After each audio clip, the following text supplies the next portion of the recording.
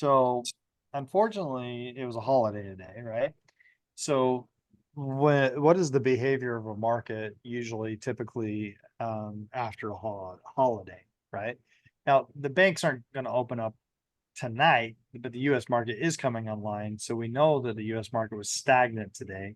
So it's going to Everybody try jumps and in. yeah, we jump in. And what do we got going on? That it'll either sometimes when it's not, it's a holiday, the euro or other markets will try to push it in its direction and then it'll try to come back. But I'm not saying that's the case here because you got this little thing right here where you got a little shelf right here and broke it, came back, retraced 100%. Now you have this we're contending with, and this we're contending with, and we're at the 50 of this move right here, right? So that's a big old question mark if I've ever seen one, right? What are we doing? So what do you guys think before we dive into it?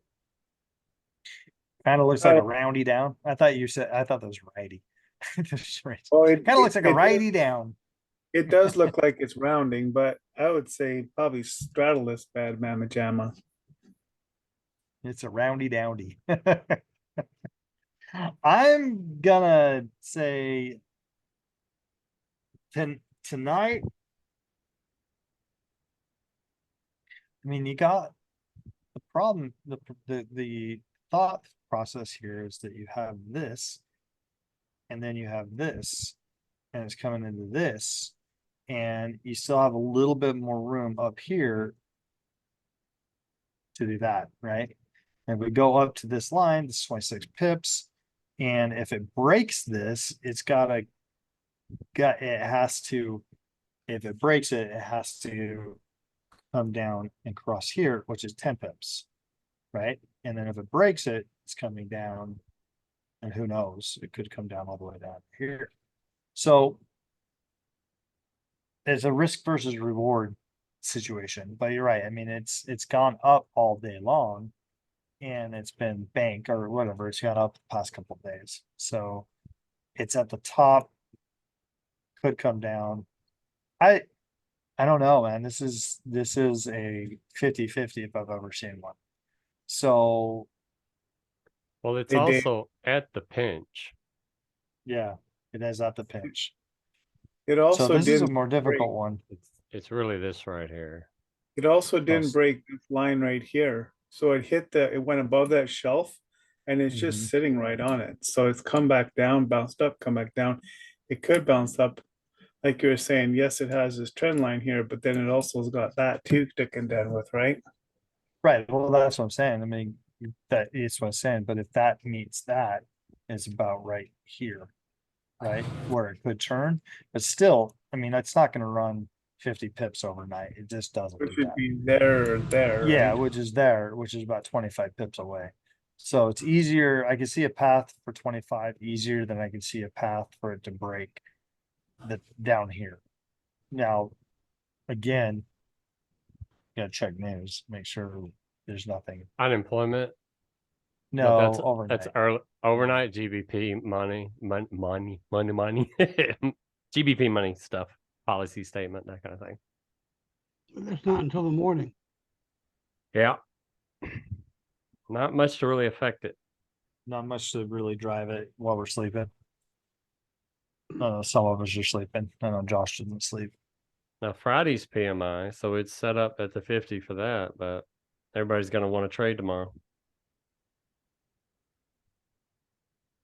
I don't know. I had trouble with this one myself. The 15 minutes. Well, no, you got monetary. I mean, it's like you do have some news tomorrow in the franc, but in the pound, got the pound that's gonna move euro a little bit. Yeah. If I'm it's nice. There's If another I'm way to look playing- at it if you pull out further. To the 12.5 hour Well, that's a chart. 15 minute. It's got a good end. Well, 4 hour daily may show it. here, yeah, can you move that? Here's the move. Here's the 50. Went past it. It's testing. This 50. See that? Sells are good for that if you have a confirmation and your Yeah, but your almost- reward is here. That is juicy. Oh, sorry. Mind gone. It's just It another is way to look juicy. at It's it. buys are juicy to me. Sells don't have a lot of life in them.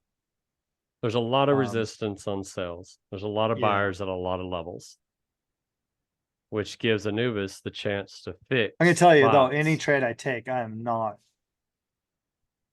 light, really light, right? Because I don't have a lot of confidence in either direction, and so, but if I'm wrong on the sells, so if I go into buys and I'm wrong on the sells, I'm only down. I don't think it's going to run more than 10 to 15 pips on sells.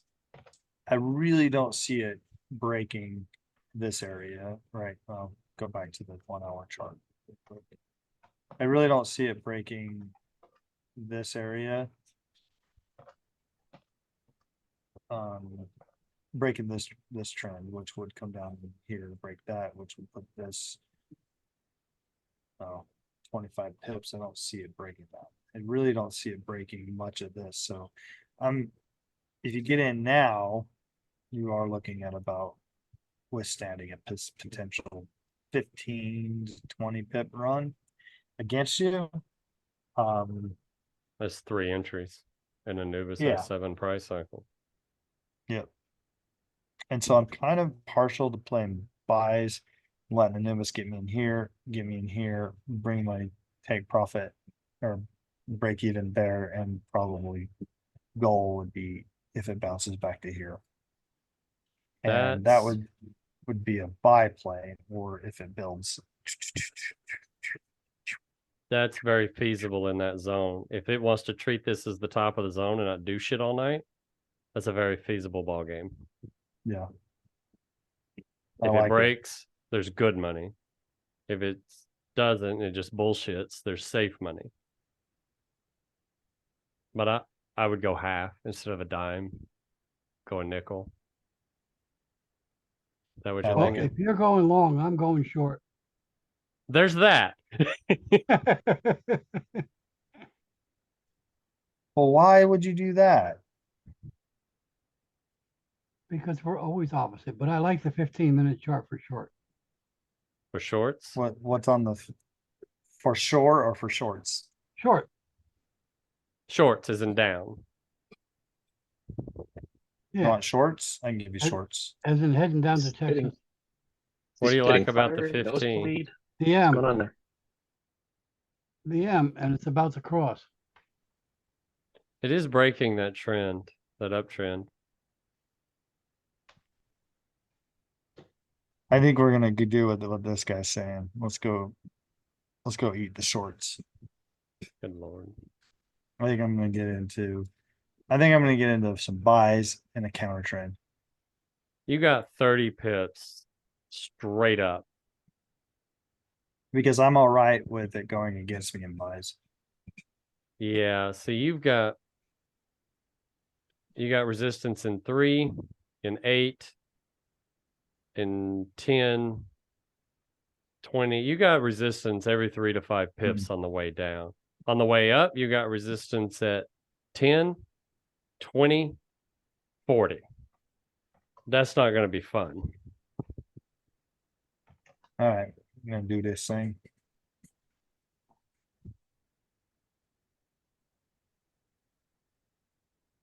Mine.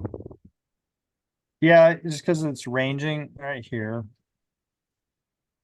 It's ranging right here. I mean, I could set a pending, trigger me into a buy right here, which might be the safe play. So I always like to do that. So the Well, safe, You're the going to give up. normal and aggressive, right?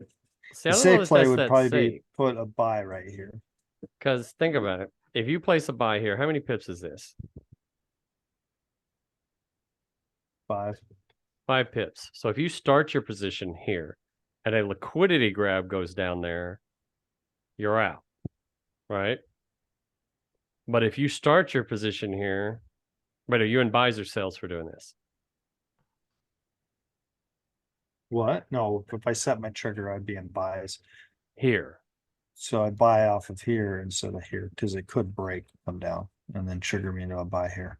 Oh, okay. I thought you were talking about sells. Never mind. Shut up. No, finish. that's my safe. That's my safe play. Is to put a pending buy right here off this bounce. Right. I mean, we are only talking 5. My aggressive play. Probably not one tonight, honestly. I would not want to be aggressive tonight. How come my zoom button's not working? Oh, I am zoomed out as far as it'll go. I don't want to get aggressive tonight. I don't think. Pretty confident I don't want to be aggressive tonight. Yeah, I think I'm going to do that. I think I'm going to play it safe tonight. I think I'm going to do a pending. Well, up a buy wave. But I'm probably going to start with a 2. I'm going to get in a little heavier, so I'm going to double my position size. Prep a buy wave, move this guy right down here and say, all right, if it breaks that, let me get in right there on the buy. So I'm going to prep a buy wave here. And I'm going to say cancel, start break line. And you're going to keep your price cycles at 10? No, I don't know why it defaulted to that. All right, and then I'm probably going to put a pending buy right here. What's going on? I had to reinstall this. T5. I'm probably gonna put a pending order right there, which says that if it breaks this, I probably want to get in. I'll probably move it a little bit higher. So basically, if it comes down here, knocks me in, and it continues, I'll play the counter trend. If it comes down here, knocks me in, great. And it'll add another entry here. Or if it fails to hit that and breaks the top, I'll be in. So either way, I'm into buys. That's probably what I'm going to do. So if it hits your buy stop, though, Anubis isn't going to add trades, right? Right. So you're Yep, just going that's to the be in. trigger in the news. Yep. So if it hits my buy stop, I think I'll go out to a larger time frame to check on this. So if it hits my buy stop, I'm going to probably add a take profit to here. Maybe. Let's see here. Yeah. We'll do a take profit to about right there. The top of that, which is about 23 pips away.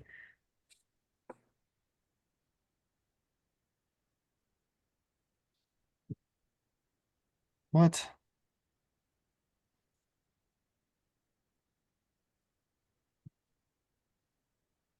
Was it? Tools, options, and it's been a long time since I've done it this way, but this is the way I used to do it all the time before I used Anubis. Come on.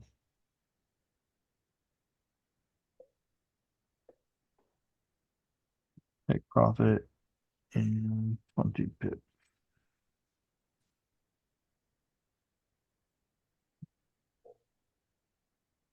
And I'll probably do that. So this way, if it triggers me in, hits that, I'll take profit on 20 pips. So, and if it gets me into Anubis trade, probably need to jump down to the minute chart because Anubis works better on the minute. That'll get me in. That's probably what I'll do. 2 trades, maybe more if it triggers me in Anubis. If it doesn't trigger me in Anubis, I'll just take a small little trade, 20 pips, and see what happens. I don't know. What do you guys think? Fix your Decent play? Fix your price cycles again, though, because they're back at 10.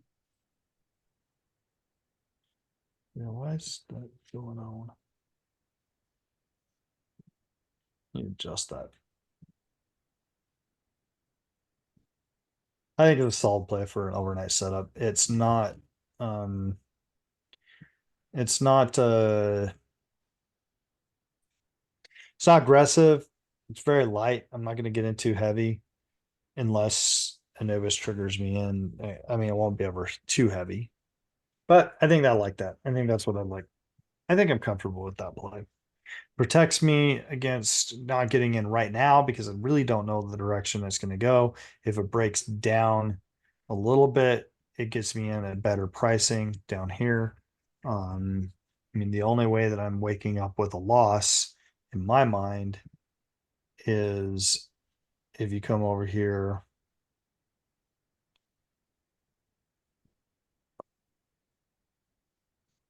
The only way I think I'm waking up with a loss is if it triggers me in and runs all the way down to here. It was just 30 pips. I don't see it doing that. Could, but I'm only going to be losing.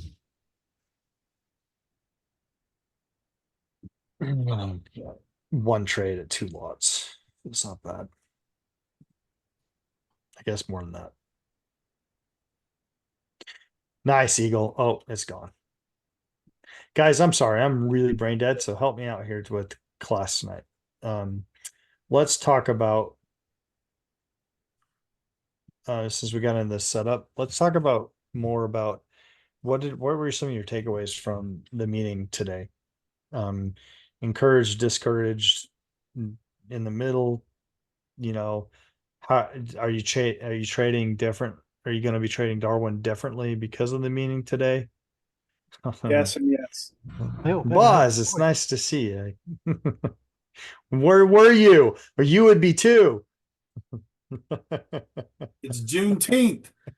I know you took a holiday, so why are you here tonight? You're not opening Well, presents. yeah.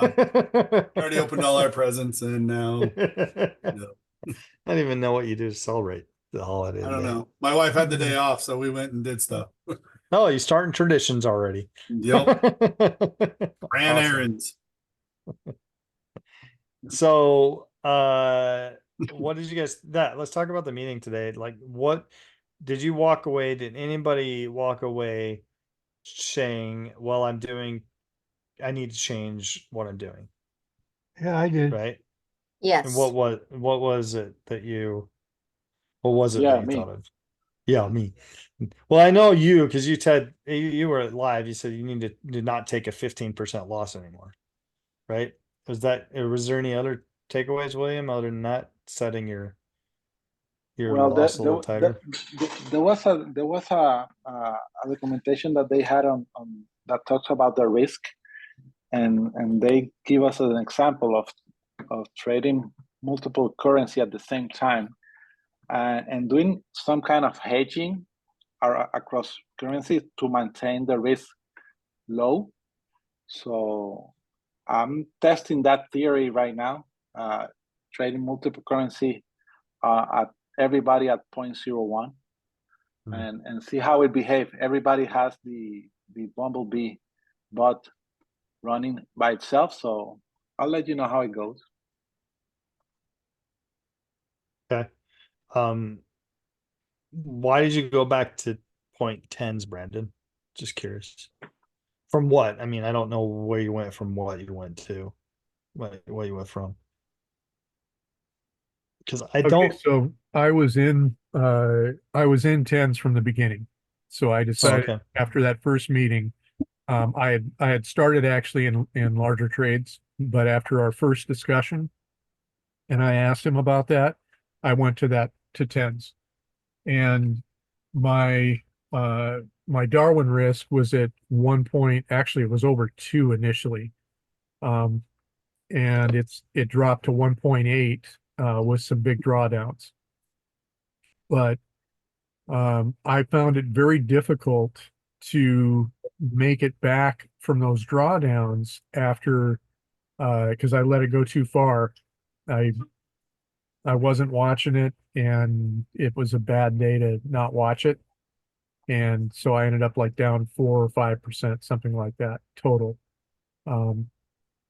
And so I was trying to build back with point ones, and it just has been super frustrating, and I haven't been able to get it to work. So I decided to up my game and went to, I don't know, point fives, I think it was.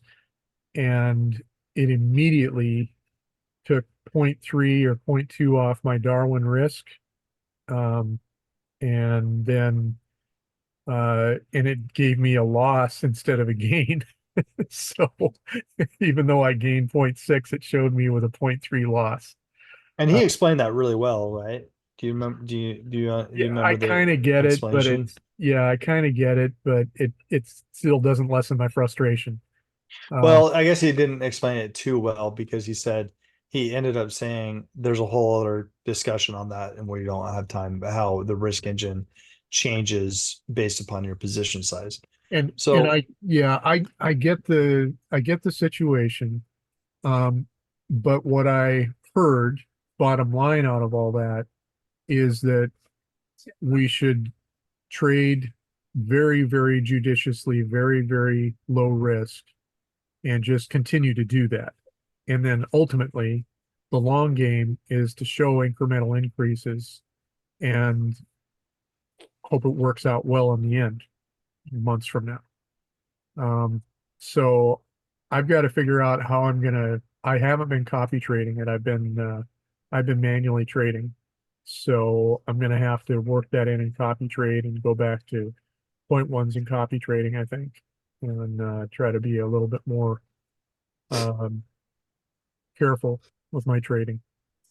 so I kind of went a little bit the other way than you're going. So I am completely letting um Optimus Prime and Bumblebee trade for me in Darwin, not touching it. Yeah. But I went the other way where I increased my position size. So I increased my position size because I would rather, I would rather hit goal sooner, be done trading with fewer trades from what I'm gathering than have to take 10 trades to goal. I'd almost rather take 2 trades to goal. And because it seemed to me like the quantity of trades was adverse for that risk engine. And that kept trying to get to that point, but I don't think I got my answers, which was he didn't really he acknowledged that there was a martingale risk engine, but he was really playing it down. Like it's not going to do you guys any good, right? That was his opinion, or that's what I felt like his opinion was. It's not Yeah, going to do you any good, right? I hear what you're saying, and I don't disagree with that. That's actually what I was planning on doing is bumping up to point fives and trading, very, very going to 10 trades basically. Um, and it's a lot easier to live with that, and it's a lot easier for me to live with that because I'm actually seeing something happen. It is super frustrating. Like I got in the wrong direction and walked away for a couple of minutes, and I'm down 0.07 in my Darwin.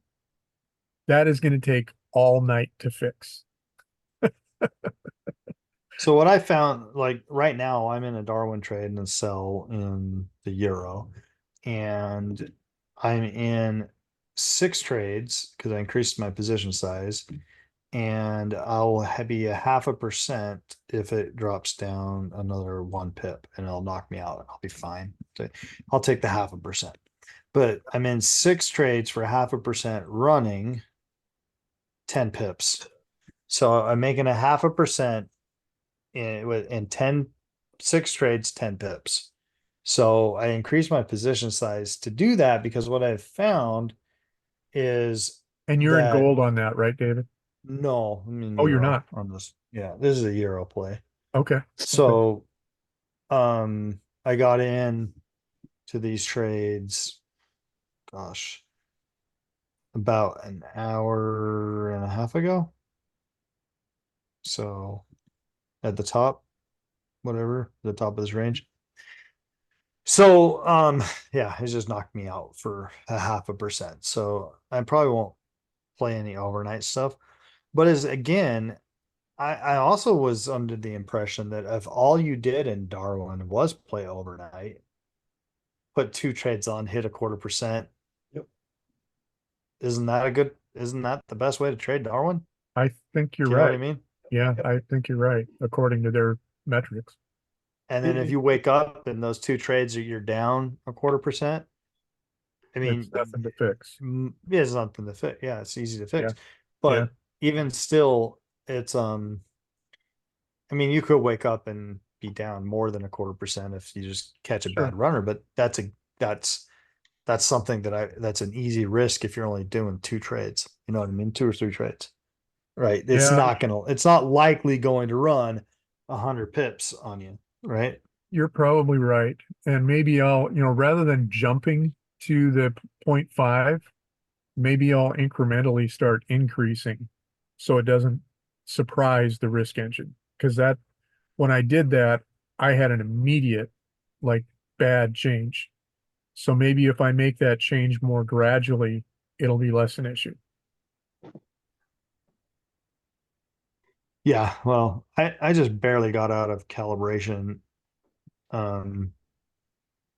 So I'm not too worried about changing because I'm like not trying to receive allocation in the month of June. Do you know what I mean? Yeah, So I'm not going to because I'd have to make back, I forget what it is, but like 7% or something to make that happen, and that's not see, happening. It's and conservative trading. that's definitely doable, but not conservative trading. Yeah, right? Because I did that with my first Darwin account that I did get allocated in. I just swung for the fences, got allocated within the first couple of weeks, but then it didn't like it swing. I was maxing out my leverage, which is very easy to do in a Sure. 30-to-1 leverage, right? Yeah. Because I'm like, I gotta move the needle. And I was making like 10% and then but I was losing like 5% or whatever sometimes in drawdown. Yeah, and go down I've had go down with 5% to mine, make 10%, yeah, with mine, I've had 3 separate times where I've had between 75 and 100 trades. So that's not conducive to being a low risk, even though I'm doing 0.1s. That it just totally blows the thing up. And one of those was a loss day. So I had 100 trades on it, went past the KPI. I'm like, okay, I'm done. And and again, trying to make it back from that, I would have to have the perfect setup, and that doesn't always happen, or do overnight trades. So, and I think, and you may be right. Maybe I shouldn't worry about it. Maybe I should just change my trading and just go back to normal and just call it good. Maybe that's the thing to do and not worry about it. Let it adjust itself over time. I think that what Darwin's risk engine is going to do is force us to look at the risk to reward ratio, because you need to get the distance for the reward to recover any risk or dynamic drawdown that you have. Yeah, it clearly likes that. I agree with you, Joseph. I agree 100. And that's something that's what I love about Darwin is it's forcing us to become better risk managers, right? I honestly don't know, and I've been around a lot of programs and a lot of platforms, but Darwin to me seems to be the best prepared for teaching you how to manage risk, because you really and truly are trying to audition for investor money. They're not just saying it. If you I think we've all seen on Darwin, if you haven't, then you will, seen where they're asking you to invest in, like, hey, have you guys seen that where pop-ups and said, hey, invest in this guy, look at his track record. Do you know what I mean? I don't know if you guys have you guys seen that inside of Darwin? Nope. You haven't seen that? Nope. It's like every time I log into Darwin, a pop-up happens that says this guy's track record and asked me to invest into this guy. And I thought that was so cool because at some point, you guys will be able to have that pop up and be able to, people will invest into you. You know what I mean? So I've never seen anything this close to where you are building a track record so that they can get you in front of investors, right? Where other people will just, like prop firms or whatever, and says, hey, trade our money. You don't really know if you are or not.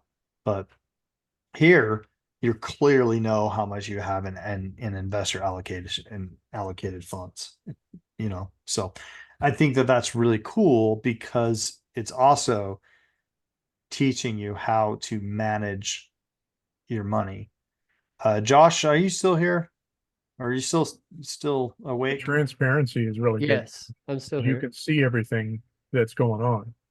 What did you hit me up when we were talking in Darwin? You hit me up with something in either on chat or in Discord about how you were noticing in the hot seat traders were doing something. Do you remember what that was? And they're like managing risk during the Darwin. It was a risk management thing. And you're like, Trading and I was without like, a plan? absolutely. Yeah, was that it? Or I thought it was a little more detailed than that, right? So I don't know may if it have was in slept chat. since then. Was it today? Mm-hmm. I can't remember. I'm counting on you to remember. It was just a few hours ago.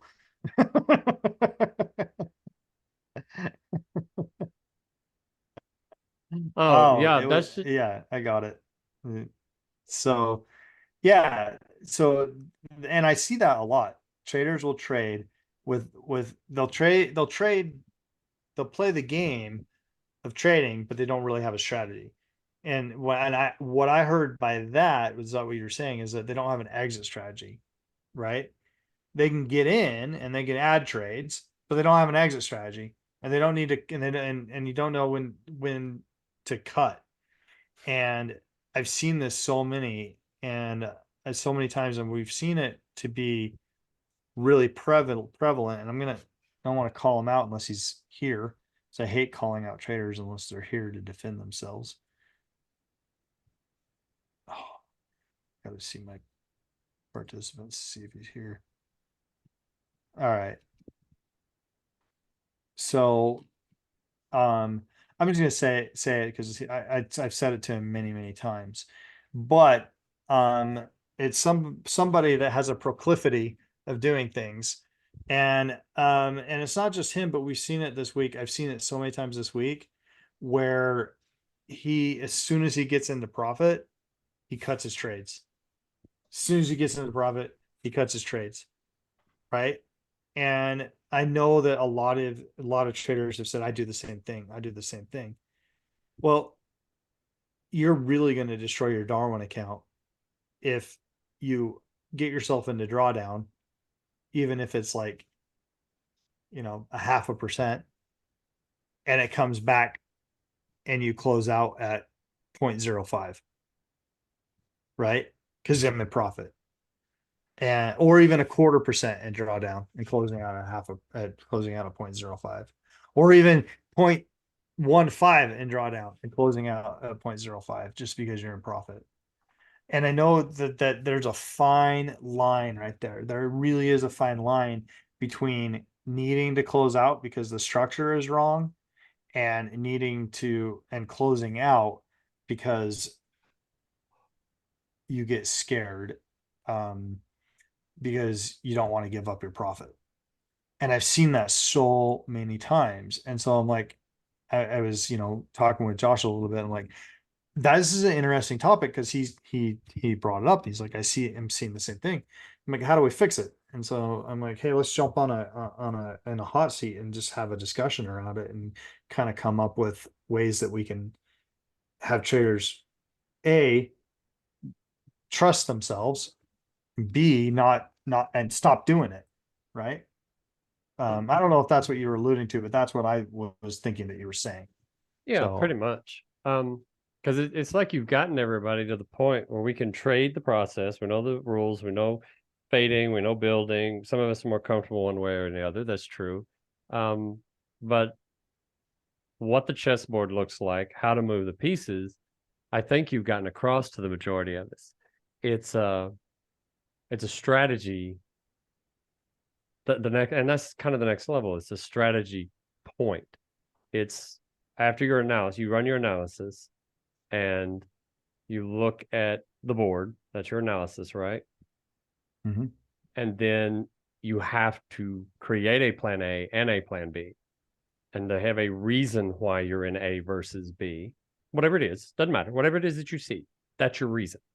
That is the reason for getting in the trade. 3-bar reversal, bounce, box trade, doesn't matter. What is your reason? Identify it, stick to it. Play the game. If it plays out like you thought, you make your money. If it doesn't, and it goes into your plan B and you do your win while losing or fix it or whatever, you make your money. And if it goes completely against you, I think a lot of people can't connect what plan C is. And for me, plan C is when the reason you got in the trade is invalidated, it's the end of the game. There's no trying to magically fix it. There's no trying to, if you got in on a breakout, retest confirmation, and it fakes that out, get out. You'll take a quarter loss. You won't take a 2, 3, 4, 5% loss, and you've got to trade in the other direction. I agree. So case in point, let's just say that let's just say that this was a normal market, them not moving is very slow, right? Okay. And you see this, and let's just say you were in buys up here. Because you're like, okay, I see this continuation, see this, so I'm going to buy off of this. And then the market comes back, gets you up, and you're like, okay, now it's turning, so I'm going to add more buys in. Then it comes back, comes up, oh, I'm going to add some more buys in. And then it breaks here. Is that the reason you got in the trade? Well, the reason I would get in the trade here is to follow this little trend, assuming this is a normal market and got good price cycles. Right. Okay, I'm just saying that I'm going to follow this up, and I'm thinking it's going to hit up here. But as soon as it breaks here, this becomes the play. That's no longer the play. Do you know what I mean? Yeah. So let me. That's invalidated. The market has just invalidated my exit. Yeah. So and you this right here is plan A. Sorry. Right. That's plan A. Okay. Here, let me show you. And this is a perfectly valid reason. It's how you saw the market. There's a trend. You're going to buy off the bottom. There's nothing wrong with that play. That is plan A from here to here. That's plan A. Right. This is your KPI, obviously, right? So your plan B is this entire zone. This triangle is your entire plan B. You can still make money in there moving the chess pieces correctly. This invalidates every reason you got in the trade right here. There is no reason whatsoever. If you were to come to the market now and price be right here, there is no reason whatsoever you would want to buy right there. Nothing about price tells you to buy. Take your loss. Take your loss. But taking that loss from a market structure standpoint, I would wait until it comes back. Then I cut my loss. Right? Well, yeah. I mean, try to reduce it. But when market comes back, how do you make your money back? Real quick. It's right there. In a sell, something that off a confirmation to here. There, you just made your money back. And something that I've been thinking, something I've been contemplating, and I don't do a very good job at this, but I think it might be incorporating this into almost like what Pete had with his Top Gun philosophy, and adding it to a momentum, and doing it on the momentum is like, you just this breakout, you're in buys, get out and smack in to this ride down off the as soon as you get out of your trades, smack in. And I've been contemplating that move to capture a momentum move, right? Okay. And I've been contemplating, and I don't do that very good because just psychology. Well, because think about all of my trades, and I need to, and so I'm just like, okay, I got to reset to 0. Now I got to, what am I going to do? And I just start to go back in with a normal trade, And it's not even that you got to panic or really smack. You got what, 5 pips here, 10 pips here? Yeah.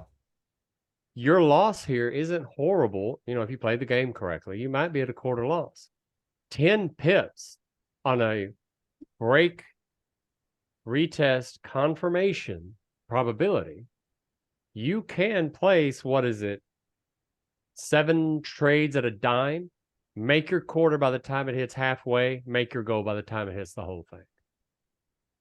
You can make 0.5% off this move on that high probability behavior with less than 10 trades, about 7. Yeah, and it is a high probability behavior. And because it's just honestly, space. the again, where I struggle, and this is just one of my things that I'm calling out on myself, is if I was in sells here and sells here, I would be adding here for more sell. Well, right? you would In a normal secure market. all those right there and add a second ball game there. And I'd have but I'd have no problem adding sells here, is what I'm saying. Yeah, in case this But if happened I'm in buys here, and here, and then it breaks, and then I get out here, for whatever reason, my brain doesn't say immediately add sells and get in, right? But it does if I'm in sells. So I've just learned that about myself, is like, and I'm like, I need to start adding that little piece in, and particularly if it's on a major outside range, get out of your buys. Don't watch them keep continuing. Don't keep adding on major outside ranges. Well, I think you might be a bit of a victim of your own success, if I can speak freely there. Because how many times has it broken? Yeah, right. How many times has it broken and you fixed it? Even if it took you all Friday afternoon. Not that anybody's watched you do that. Too many times. Well, but see, it creates a and so that's why I'm the little voice in my head says, I don't like doing that. I don't want to do that anymore. So what's a better option?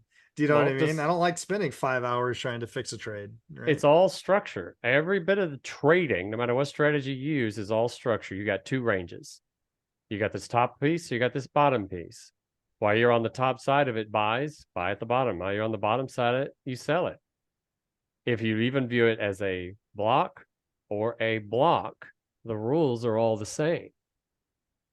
It is all the same. It's how long I want to be exposed to the market, and with Darwin's, maybe with trying to figure out, like, I'm trying to crack the code for Darwin so that, just like you guys are. And I think that if we all are doing it, eventually somebody in our group is going to just knock it out of the park. Right. They got a whole bunch of metrics. Yeah. Time in market is a real risk. Hey, what about this idea? One of the things about Top Gun is once it breaks here, you cut and you flip, right? And I know what you guys are talking about. You want to let it go like the bungee cord, right? It goes down, comes back up. You mitigate your loss. But what if? Yeah, your break even should be right there. When it breaks, what if when it breaks, you put on a buy equal to your sells that you're bringing down? If we're in buys, you put on a sell, so you flip directions, put your hedge on right when it breaks. Then you're just floating. You got to deal with it at some point, whether it's down here or up here. You're going to have to deal with the buy and you're just kicking your problems down the road. Yeah, you're just postponing your problems. Let me finish. Okay. Put your hedge on here instead of closing out. Then when it pulls back, you close out of your buys, and now you're in sells. So you could add some more here, and then you ride your sells down. That way you mitigate your losses. Wait, you put your hedge here? You put your hedge right where it breaks. No, we're right below the break line. So right below here, you'd put your hedge. You could under this behavior, but what about these type guys? See, I don't know if that's right or wrong. I haven't tested it. I'm asking the question is, what if it wicks you into that hedge? Well, yeah, the problem is that You can Well- only do that if it's crossing a KPI into a major outside range. And that doesn't happen very often. Right. Because if you don't do it, if you do it just on a range breakout, if you do that just like this is a range and this is a range breakout, too many times it comes right back into this range. And if you cut all your trades here and flip into sells just for it to come back into the range, you got really bad PTP here. And so you got to be careful as to when and where you actually do that Top Gun move. And the Top Gun move is only predicated upon a KPI break to a major outside range. And again, that doesn't happen very often, that we find ourselves in this situation where the price is going to break through a KPI to a major outside range, right? Because again, you don't want to be left with really bad PTP and heavy PTP if it's just a range break and then come back in, right? Because that happens all the time. This So move for- happens more frequently than this move. Right. So for on the hedge, like when it comes down and then it comes back up, if you're gonna keep this hedge on, if you close out of your other ones because you see it going back down again, you've already got your hedge on. But if it comes back into the range, just cut your hedge right there. So you take a small loss on the hedge, but you've protected yourself in the event that it does keep dropping. See, I don't. Because one of the things that I still am struggling through with what Ignacio said was, when we're in drawdown and we open another trade, more trades, we are increasing our exposure, we're increasing our risk. And the risk engine doesn't like that, because now we're becoming a more risky trader. Good, bad, or indifferent, them's the facts. Right. So my question is, how do we mitigate that risk? So the thing is, we've got to work on, and I know we talk about high probability trades and all the other stuff, and Brandon mentioned some good stuff in the chat. But anyway, my brain's still working through the aspect of, yes, becoming a better risk manager and doing it in our scalping and 3 and 50 method to not let the trades get into too deep of a drawdown before cutting them, waiting for a better place, putting them back on, and then riding them to victory. I So- have never used hedges for anything. Hedges they're not a course would of rather regular cut- I- trading. I would rather cut my trades, I would rather close out on my trades and then add new trades on and be in a different position. It's just really difficult to get to have profitability consistently with hedging. You, right? like if Yeah. you were playing this zone and you plan to max out your account from here to here in buys, a hedge here would save your account. But as a due course of trading from one zone into another, that's probably not going to save. That's not going to make, you're going to spend more money on the hedges than you're going to put into the account over Well, time. and the other proof positive for me was just seeing what Talon and Anubis have done with Darwin. I mean, just look at Talon, it adds trades when you're in drawdown. That's what it's supposed to do. It adds trades when you're in drawdown. But, if William didn't have that 15 loss set on there, he'd be probably one of the top traders in our group with doing that. And so to me, that didn't really have any bearing on the strategy. It was the consistency of it. And even Ignacio was like, oh, you can see right here as just one bad situation. And so I'm like, well, that's easy and that's awesome. Now we just got to dial it in and not let, the bot take the loss, right? Take that big of a loss.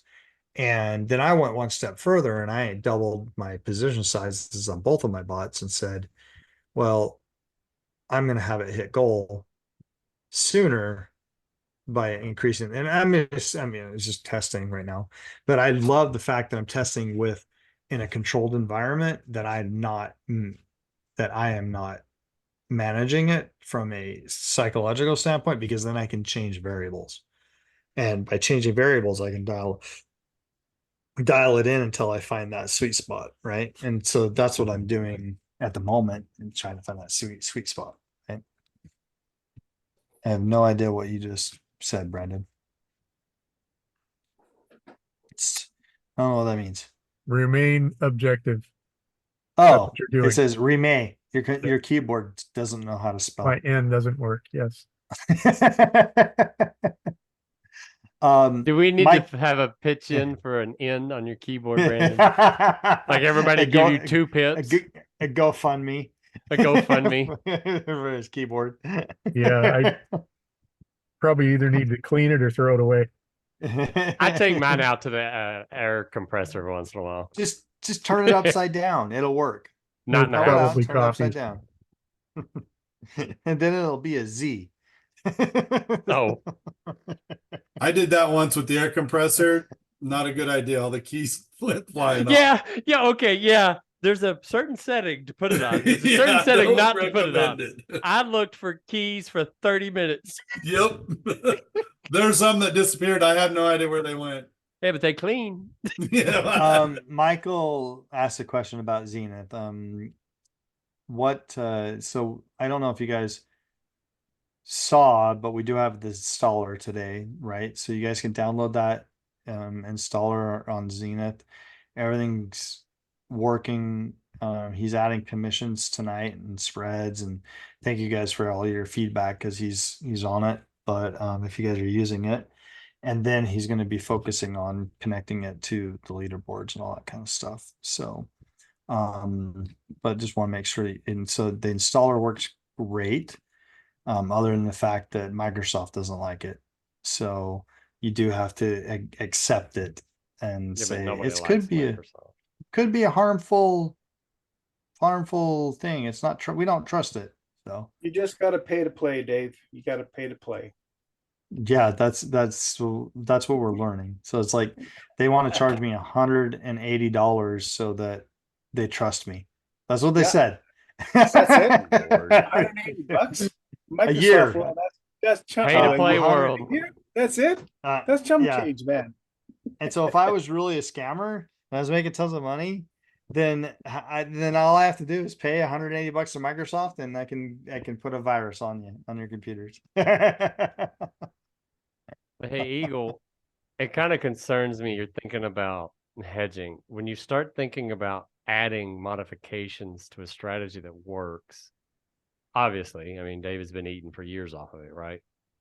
When you start adding modifications to try and mitigate some damage or band-aid, I would suggest looking at how you're using the strategy before trying to hedge. There may be something there that's causing you to lose that you think the hedge will fix. Does that make sense? No, it doesn't. Because the whole thing, well, one of the things that piqued my interest about hedging was that Duke hedges like nobody's business. And it's helped him a lot in Darwin. And when you hedge, it's But like he only has a couple weeks in Darwin, and the guy pointed out he's going to lose 30% of his account one that's day. true. That's true. But someone also mentioned that when you hedge, it's like you've closed the trades that you're hedging against.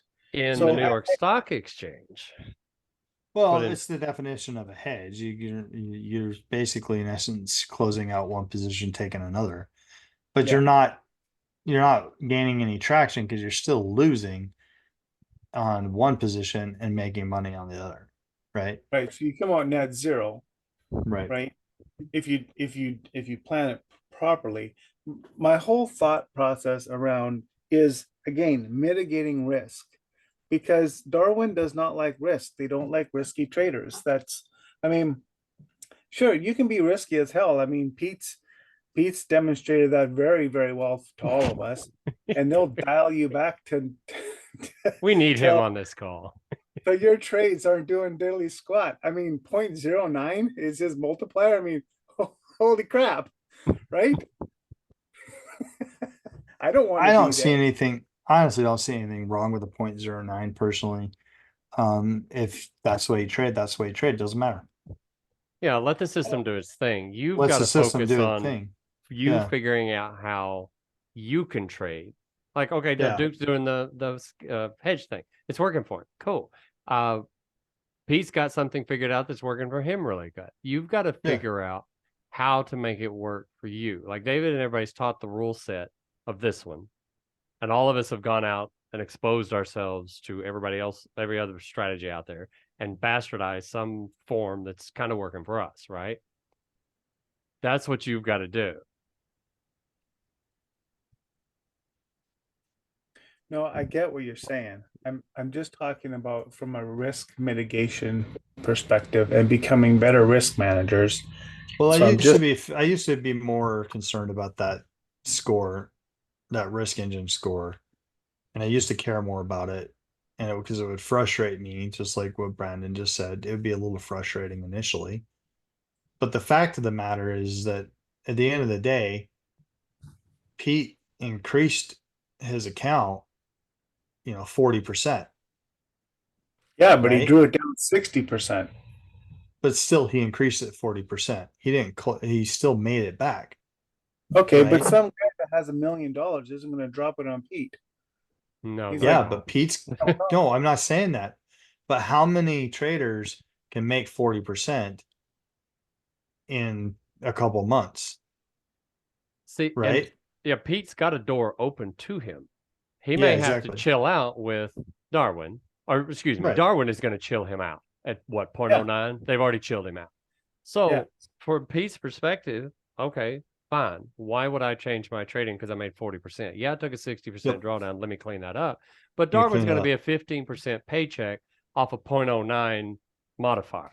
Okay, that's a bucket of income for Pete. Now Pete can still go focus on how to make 40% out of a real account for himself. Exactly. These are all just buckets of income for us.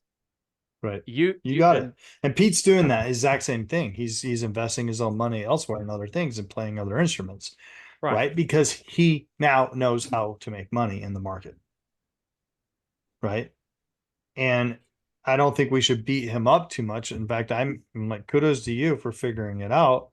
Make $40,000, 40%. He made 40 grand in a couple months off of that. It's real money with 40%.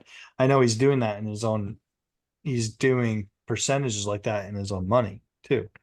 But that's what I'm saying. You first have to get there. You first have to get there and have consistency, right? And you're gonna have drawdowns. And now, you know what? And he already admitted and he learned from it. And but you have to do it. Every trader has to go through massive drawdowns, and it's better to learn in an environment that you don't have to pay for those drawdowns than learning in your own money, right? Learning with your own money on that. Anyways, I digress. It's like we've kind of gone over in time, but I love this conversation because it helps, because trading is, I don't think we add the thinking component into trading as often as we should. Right. And what I mean by that is like really dissecting better ways to trade, better ways to manage our risk, better ways to do certain things. And I love having these type of conversations because it helps everybody get better if we can manage our risk better. And at the end of the day, that's what it's about, is about becoming the best risk manager that we can be, so that we can manage our own money, can manage somebody else's money, and you can trade, and you can have, like Josh says, you can have all these little buckets of income coming in, right? Yep. I like it, Joseph. Y'all don't try to compare yourself to other traders. You will have your ship come in just like somebody else. You perceive somebody else's ship has come in. Focus on yourself, and when you get when your ship comes in, don't close the doors on Darwin and maybe Apiary and FTMO and all these people that are out there. Whatever bucket you've got, play their game, play their rules. As any person that's going to give you their money to play, you've got to play by their rules. It's their money, but they're just a bucket to you. So you follow the rules, Then you put the money in your barrel. You take these buckets and put your money in this barrel that is David or that is Spicy or Eagle. And that one you trade. And like for Pete, he can make 40% off his barrel, but he's going to make 0.09 off Darwin at a 15% pay cut. Okay, sure. That's a little trickle of money into him. Fine. Don't cut it off, but still have your barrel. Does that make sense? Can you repeat that, Josh? Yeah, can you repeat that? I don't know if I understood it correctly. Like, seriously?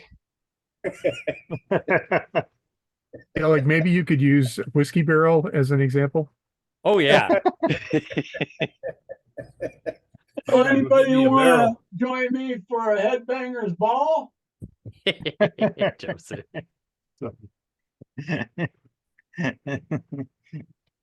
That's funny, guys. I think I'm gonna call it because, like I said, I'm brain dead and I don't. I need to go to bed. So, Well, good luck on your trades. yeah, good luck on your trades. We'll see. We'll wake up in the morning and see who got good overnight stuff. But I'm already all right, ahead of guys. you. Are you? I'm at I made a 0.5% and I called it on one of my accounts. But 2.1 on Khalid's test. That's not real money, not a penny of it. Yeah, but so you must be trading multiple pairs. Is that what you're doing? I'm in the CAD Swiss, Aussie New Zealand, Aussie CAD. That's what I thought. You're all over the place. You're all over the place, man. All right. Thanks, guys. We'll see you in the morning. Later, guys.